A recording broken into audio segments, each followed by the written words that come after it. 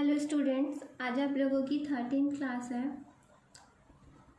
और last class में मैंने आप लोगों को मेमोरी पढ़ाई थी। उसमें मैंने आपको मेमोरी का पूरा एक ग्राफ बना के दिखाया था कि कौन कौन सी हमारी मेमोरी है, मेमोरी क्या है, उसके टाइप्स और कौन सी मेमोरी के अंदर कौन सी मेमोरी आती है, उसके सब पार्ट्स। ठीक है, तो उन्हीं सब पार्ट्स में से कुछ पार्ट्स जो है वो मैं आप लोगों को आज एक्सप्लेन करके बताऊंगी कि जो मेन इम्पॉर्टेंट मेमोरी है जो कि ज़्यादातर एग्ज़ाम में भी आती है। तो सबसे पहले आप लोगों की जो मेमोरी है वो है स्टैटिक रैम और डायनेमिक रैम। ठीक है, रैम के ही सब पार्ट्स हैं ये, static RAM and dynamic RAM.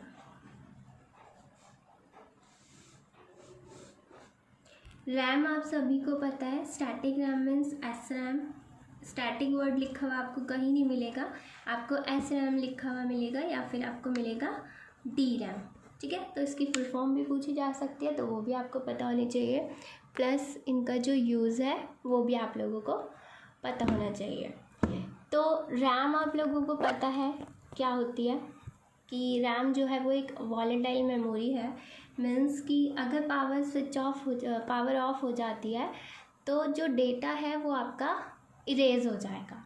जो भी हम वर्क करते हैं, जो हम टाइप कर रहे हैं या कोई भी डेटा लिख रहे हैं उस टाइम पे, तो जो सारा डेटा होता है वो सबसे पहले हमारे रैम में ही स्टोर होता है।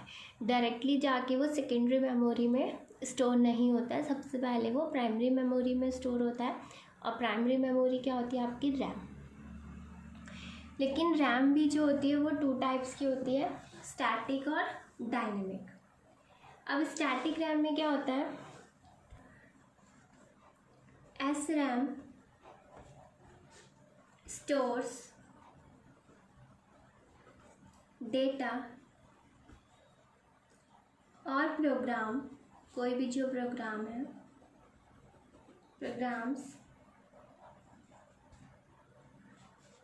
as long as power supply is on। Okay, means कि जो एस रैम होती है उसमें क्या होता है, जो डेटा हमारा स्टोर होता है, ठीक है, वो तब तक स्टोर रहता है जब तक कि पावर ऑन है। ठीक है, ये चीज़ रैम में होती है। हम लोग नॉर्मली यही पढ़ते हैं कि RAM is a volatile memory और जब तक उसमें पावर ऑन है तब तक डेटा हमारा उसमें स्टोर रहता है। बट डायनेमिक रैम में क्या होता है, डी रैम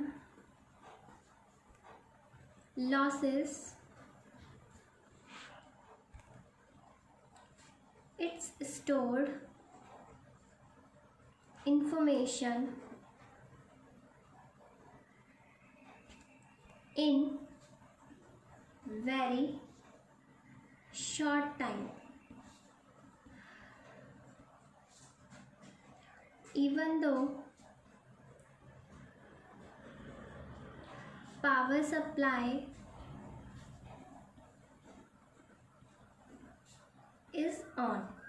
मीन्स कि जो डायनेमिक रैम होती है उसके अंदर डेटा जो है वो बहुत कम टाइम के लिए स्टोर होता है। यानी कि अगर पावर ऑन है, आप सिस्टम पे काम कर रहे हो, सिस्टम ऑन है, सब कुछ है, बट उसके बाद भी जो डेटा होता है वो थोड़े टाइम के लिए ही डायनेमिक रैम में जो है स्टोर होता है और उसके बाद क्या होता है, वो खुद से ही इरेज हो जाता है। वो क्यों हो जाता है, कैसे होता है, रिफ़्रेश हो जाता है। रिफ़्रेश का मतलब ये होता है कि पुराना डेटा आपका इरेज हो गया, न्यू डेटा आ गया, तो रिफ़्रेश हो जाता है। तो वो कैसे होता है, क्यों होता है, ये मैं आपको आगे बताऊंगी।